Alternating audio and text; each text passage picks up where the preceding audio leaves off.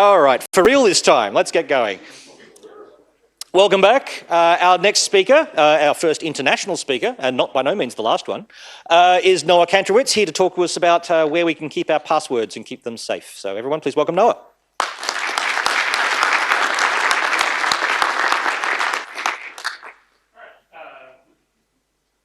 There we go.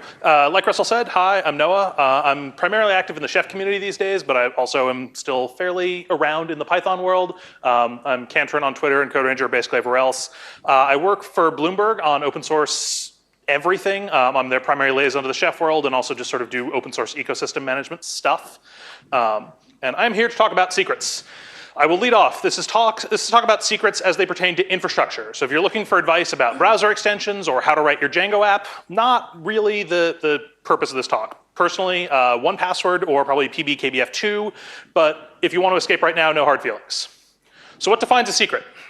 We're going to be talking about infrastructure secrets, like I said, so you could keep all private information as secret. So all your user data, for example, that's private, you don't want it to get out, but it becomes unwieldy to treat everything like that as a secret. So we're gonna use these three principles to keep us focused. So first, they need to be small, usually a few kilobytes. You might use techniques like encryption, database encryption, disk encryption, things like that, to have a small secret control access to a much larger piece of data, but the secret part itself is relatively small.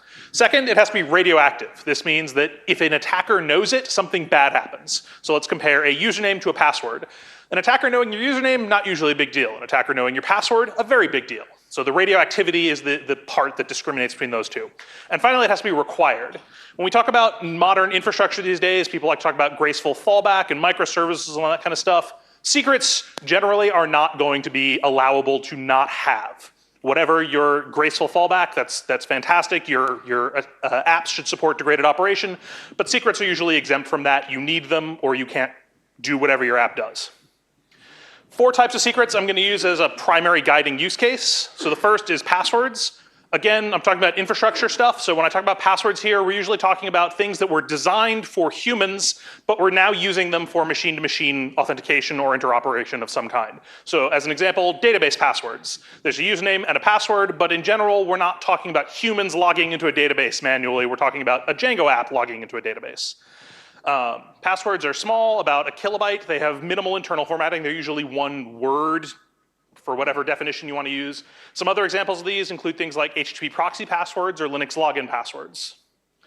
In contrast to passwords, tokens are usually things designed from the ground up for machine-to-machine authentication and interaction. So again, they're small. They're going to be around a kilobyte or less, and they're one word of some kind. They're some small string of characters. The one major difference is that they usually can't be hashed. With passwords, you can kind of cheat and store a hash of the password to use when you're interacting with another system. With tokens, they usually need to be in their raw form to be usable. So some examples include things like PagerDuty credentials or OAuth access credentials. And then keys, to compare to the other two, are going to be much larger, and they usually have some kind of internal formatting, new lines, headers, those -- RSA key lines, some kind of internal structure, TLS keys, SSH keys, that kind of thing.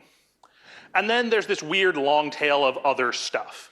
Some of them look kind of like one of the other three, so you can kind of make it work. So for example, Kerberos machine tickets. They look a lot like keys. You can mostly use them as keys, and only sometimes you have to sort of go outside the box. But other times, like say HIPAA records, although I'm in Australia, that's the American healthcare privacy laws, you have to deal with completely custom-made tools, and nothing I'm talking about here will help you. All right, so we know what we're talking about in terms of secrets. Let's take their temperature. Hot secrets are things used during the normal operations of the infrastructure. So things that a server has to have in order to do whatever it's trying to accomplish. So for example, we have a standard Django app. You could have a human operator sit at the console and type in the database password every time a new web request comes in, but that's probably not gonna get a whole lot of work done. So instead, we want the application to have direct access to the database password whenever it wants. To contrast this is a cold secret. These are things that we need to keep safe, we need to keep them stored long term, but we don't need them on a regular basis. We can put them behind a bunch more walls. So examples include AWS master passwords or revocation certificates. The hot versus cold dichotomy is rarely 100% clear in practice, so most tools, secrets, and applications are going to fall somewhere in the middle. For example, a small application cluster, booting a new server, a new Django web server into your cluster is going to be a human-initiated or coldish operation, but once it's running, it needs autonomous access, so that's more on the hot side of the equation. And then within hot or online secrets, there's another subspectrum around how often the secret changes. Most traditional online secrets management platforms are built around slow secrets.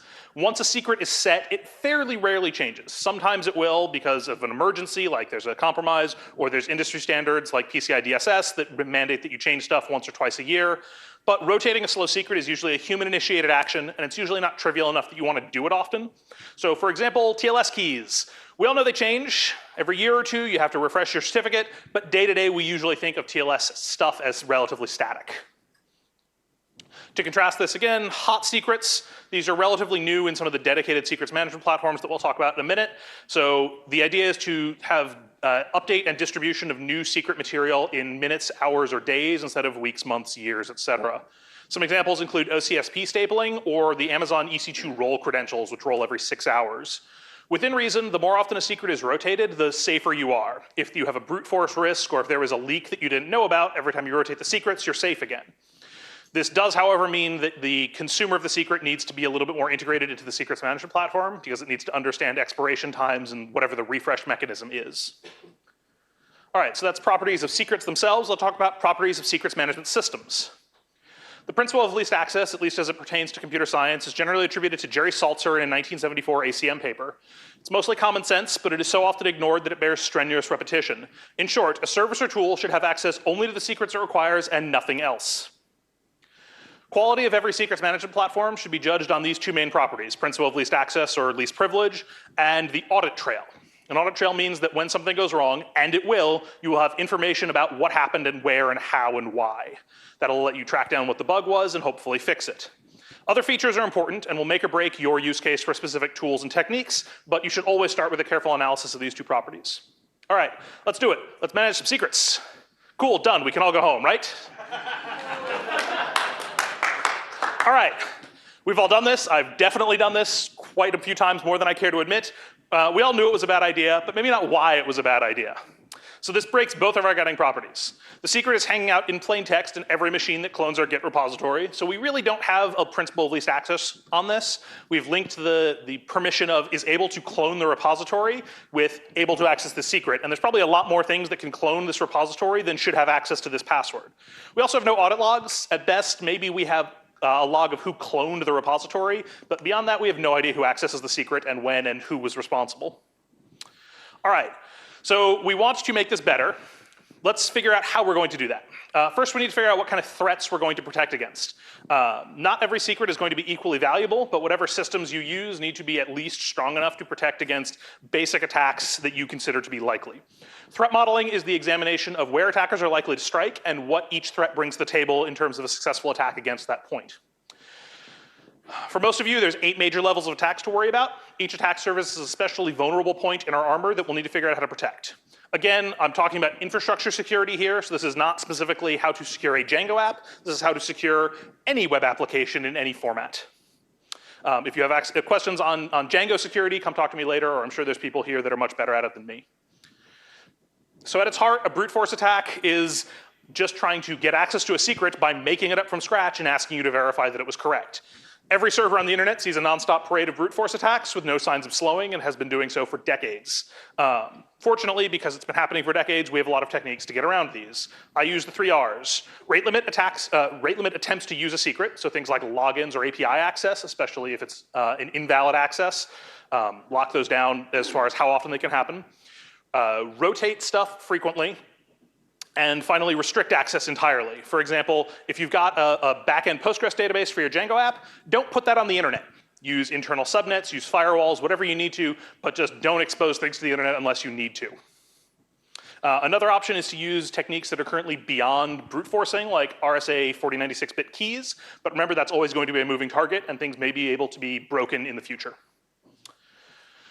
The next and weakest threat is the source code for an application leaking.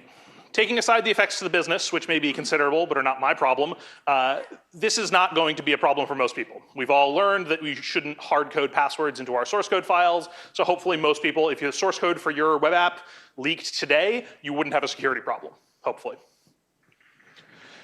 The next is a superset of this, usually leaking a backup file. If you remember the Instagram hack from about 8 months ago, that was one of these. They put a backup file up on S3 and promptly forgot about it and never noticed that it contained active credentials. So this will usually include all the source code, but other things, database backups, possibly config files, things like that. Here, your best approach is carefully audit your backups all the time. Make sure that you blacklist what you need to. Don't back things up unless they actually have value, and make sure that you are rotating things often. Another option is to store things only in RAM so that they are not subject to backups, but we'll get more into that on the next slide. So traversal attacks in this general classification are places where the application has legitimate access to a secret, but the user doesn't. So for example, all Django apps probably have access to a database password. The user does not have access to that database password, hopefully. A traversal attack is attempting to find a way to get access for the user for something they are not supposed to have permission to. So this might be things like SQL injection or directory traversal or anything in that general category. And here, other than good application security, which will hopefully protect against the majority of these, again, we have principle of least access. Any secret that the application doesn't have access to, the user also doesn't have access to. So if you don't need access to, say, your TLS keys, your Django app probably shouldn't have read access to your TLS keys. No amount of traversal can let the user go outside the bounds of whatever the application is supposed to have access to. A frequent traversal style attack is taking advantage of the common pattern of storing things in environment variables, usually API tokens or database access URIs, things like that. This is, by the 12-factor manifesto, even considered best practice. I'm here to say I disagree. Biggest problem with these is a lot of things like exception loggers will record all of your environment variables, ship them off, and store them in plain text somewhere on a log server. You can block whatever you want to usually with these. They have a config file. Some of them will block the popular Django environment variables, things like database URI from Heroku and stuff like that. But always be wary. If you miss something, it's going to basically be an end run around your entire security model unless you are also very careful at watching what your exception loggers and debugging tools are providing. So here be dragons. All right.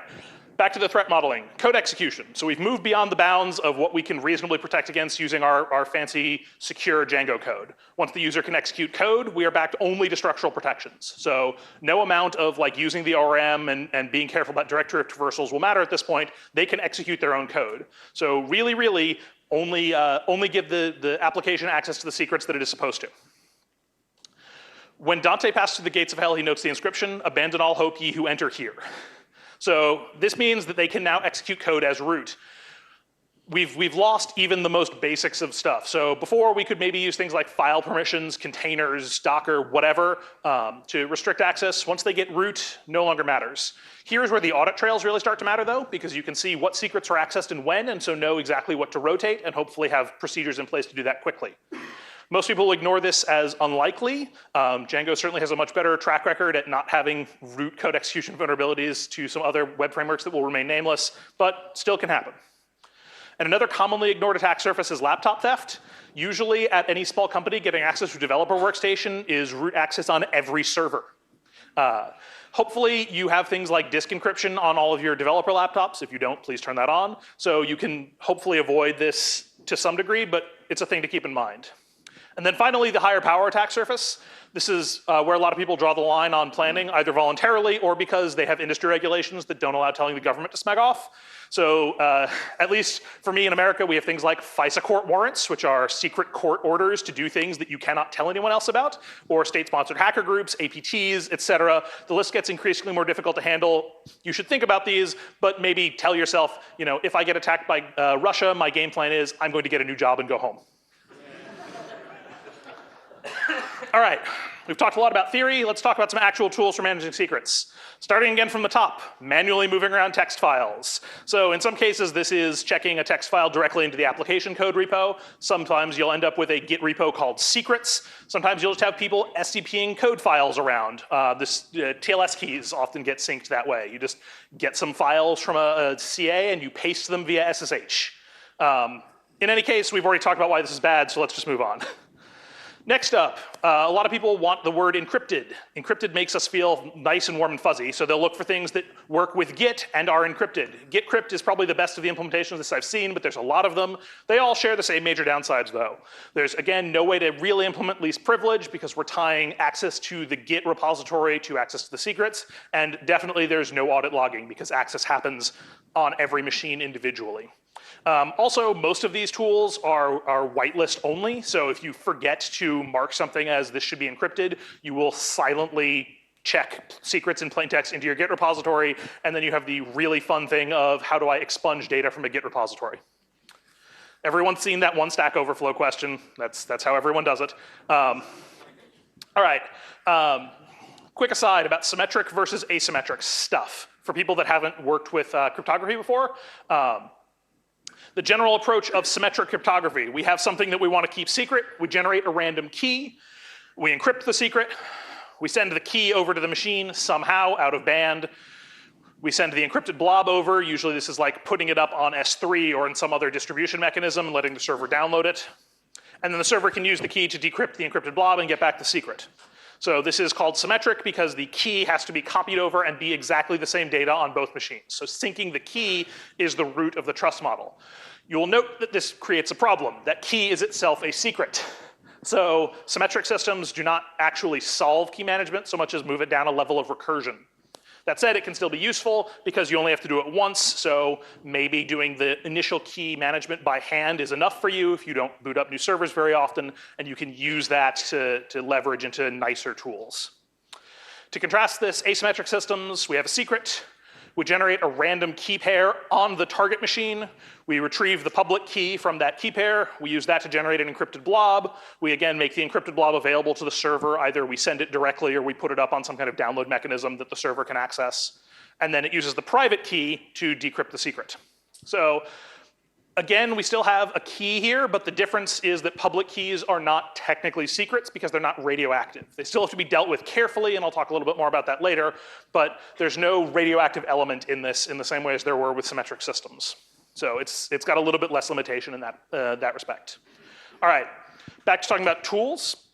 So we don't want to store stuff in Git. The next thing a lot of people reach for is whatever our cluster key value store is. Zookeeper, Consul, and etcd. Of these, Consul is probably the nicest, but Zookeeper is the old lumbering beast that does actually work pretty much no matter how you try and break it. So, but all of them have the same problem. They are a little better, but they're still limited to, they're still limited to generally fairly bespoke ACL systems. I have seen a lot of people try to implement Zookeeper ACLs. I don't think anyone on earth has ever done it safely. So be careful, it's better than nothing. There's also some tools that will do encryption the same way that git-crypt layers encryption on top of Git. You can layer encryption on top of Zookeeper if you really want to, but it's not a great solution. Like I said, I'm very active in the Chef community, so the next thing I see a lot of people reach for is Chef encrypted data bags. Again, it says encrypted on it. It makes us feel warm and fuzzy. But again, they are a symmetric system, so they have the same problem I mentioned before. It's turtles all the way down. You can't just solve key management by saying, do this via your existing key management solution. Ansible Vault is a similar tool to encrypted data bags, but it takes advantage of Ansible's push-based nature. So the key, instead of having to be on every target machine, you only need the decryption key on the developer workstation running the push, which is better, but it's still the same problem. How does that key get to the developer workstation? I don't know, they copy it out of a wiki somewhere? That's probably not a great solution. Yes, a lot of people are joking, but that is a thing that happens. EML is the closest analog to encrypted data bags in Ansible Vault for the Puppet world. A key difference, though, is that Puppet does all of the encryption and decryption management on the Puppet master server itself. So whereas before, we were doing what I showed in that little diagram of the encrypted blobs are just getting synced out, and it depends on where we send the keys to control access.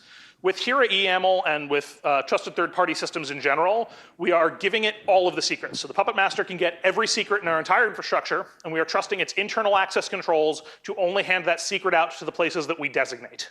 So anytime you are using this kind of trusted third-party system, and most secrets management platforms we're talking about from this point forward are one of these, always gut check your faith in its internal access controls. Another Chef-specific tool is called Chef Vault, no relation to Ansible Vault. This one takes advantage of the fact that Chef already uses RSA key pairs for API authentication and uses those to build a key management system. Again, the underlying problem is that Chef API keys are still a secret, and there is no real management structure in place for those. Anyone here who uses Chef, have you ever rotated your client keys, or do you even know how to do that? All right, so let's talk a little bit more about pre-encryption versus non-pre-encryption systems. So in a pre-encryption framework, which is most of the ones that we've seen so far, we are going to generate some kind of encrypted blob. We are going to copy the key only to the servers that should have access. We are going to make the encrypted blob available. So we assume that basically everyone can access the encrypted blob. Maybe not everyone in the universe, but we put it in a private Git repository, a private S3 bucket. We generally don't have strong access controls over the encrypted blob because only the people that have the key can decrypt it. Make sense? Yes? As opposed to a trusted third party where we have a secret, we assign some kind of policy to it. In this case, we're saying only B and C should have access to it. We might encrypt it in flight to the trusted third party using GPG or HTTPS or something like that. But at its heart, the trusted third party system has access to the secret in plain text. And we trust that it will only do what we tell it so that it will give access to B and C, but not to D. So that's a trusted third-party system versus a pre-encryption system. Most of the systems we've seen so far are pre-encryption based, except for here at EML. Now we're going to look at more trusted third-party systems, which is more of the standard for secrets management platforms. So Hashicorp Vault is a relative new kid on the block, but it's making a lot of waves in the secrets management world. No relation to Ansible Vault or Chef Vault. It's just they all use the same name. It's a dedicated secrets management platform, so it has all the features you'd expect from a secrets management tool, granular ACLs, high-quality audit logs, modular backends, all that kind of stuff, as well as a best-of-breed auto-rotation system for fast secrets. If you take nothing else away from this talk, this is the one I would recommend that you look into, probably. KeyWiz is similar. It's a little bit older, has a more limited data model, but because of that, it's a lot more battle tested. There's a lot fewer runtime configurations. It excels at managing key-based secrets, as the name might imply. You can use it for passwords and tokens, but that's not really the point. It also has an integration tool called KeyWizFS that I'll talk about in a moment. My personal recommendation for a lot of people that are on pure AWS is to just store stuff in a private S3 bucket. This uses the Amazon IAM role system to control access. IAM is a little bit hard to get used to, and this requires that you are entirely AWS-based and will never not be AWS-based, but it's probably the easiest way to get started. Amazon KMS is not actually a secrets management tool, but it's going to be used by the next couple that I talk about. It would best be described as a key escrow system. You don't really store secrets in Amazon KMS. Instead, you store those keys that we kept showing, those blue boxes and all the diagrams.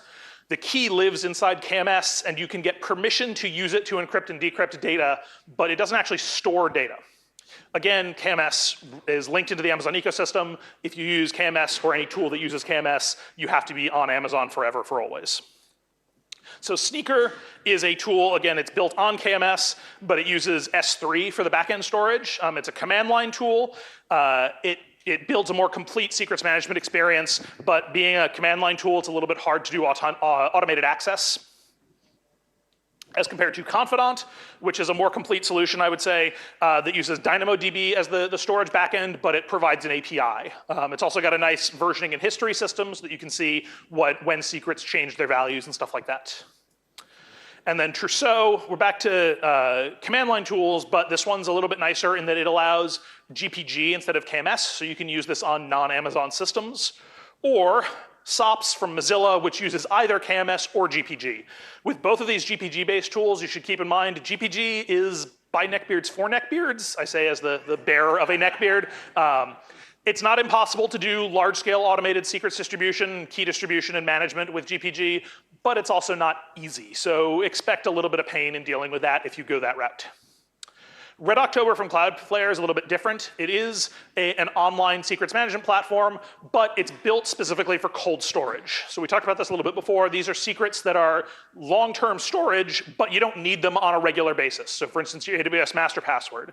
Red October does this nice thing called key split. It's like in the old movies where you have to turn two keys at the same time to launch the nuclear missile, except instead of being 2 of 2, you can say that a secret is 3 of 5 or 4 of 5 or whatever the thresholding that you want is. So if any one laptop is compromised or one person goes rogue, you don't need to worry about them being able to get access to everything. Presented for completeness, Barbican was supposed to be the OpenStack equivalent of Amazon KMS, but it's pining for the fjords forever, sorry. I mentioned Conjure specifically because I see it a whole bunch, but there's a lot of similar tools.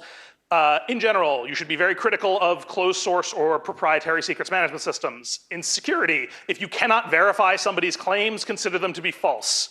That doesn't necessarily mean that they're bad, but you should be plenty paranoid around anyone selling you closed source solutions.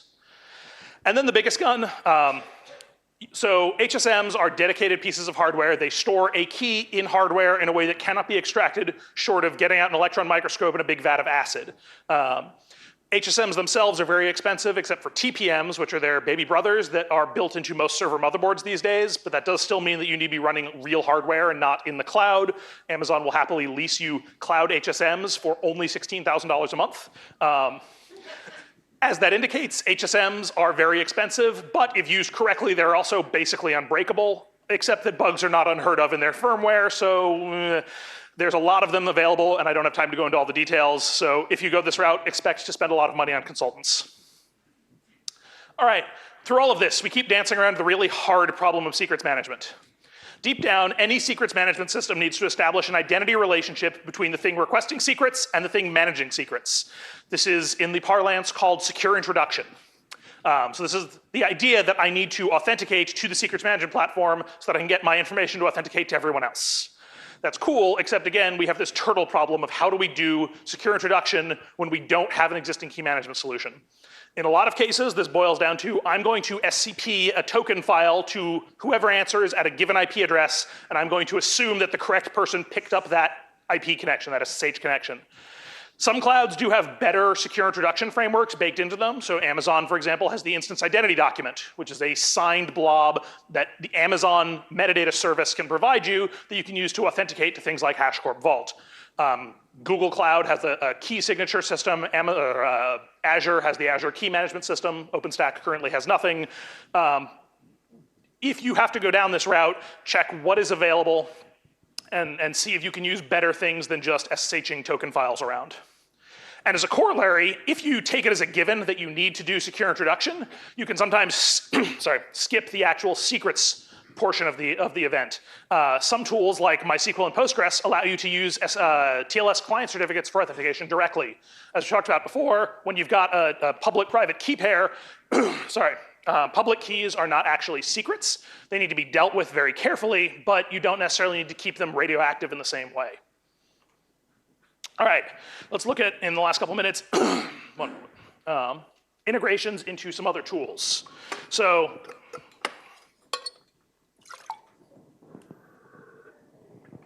much better. With a whole bunch of these things that I mentioned, they have APIs, so therefore they have API clients. Hashicorp Vault and KMS are the two easiest to deal with. Hashicorp Vault has the HVAC library and KMS has the Botocore library. You can do things like use these directly from your Django config file. Another option, is to deal with this in the config management layer, so something like Salt, Ansible, or Chef. You can have that deal with the API calls or run the commands to bake out a Django config file.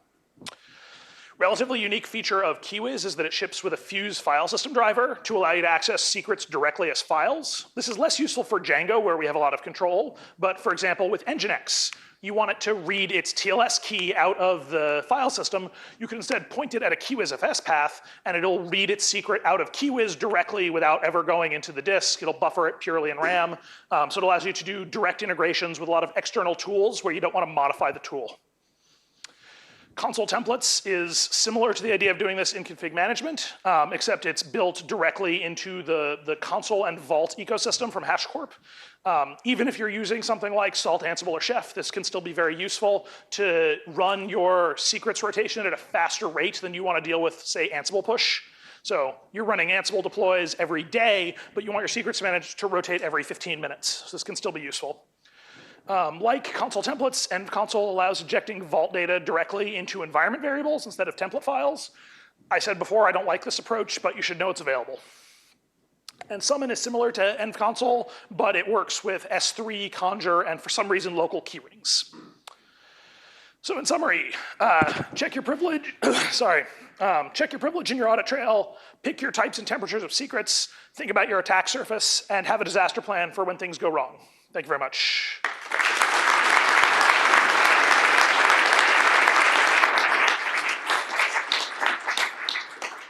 We've got room for like 1 or 2 questions. Yeah, we probably only have time for about 1 or 2 questions, so please form an orderly rabble. Yep.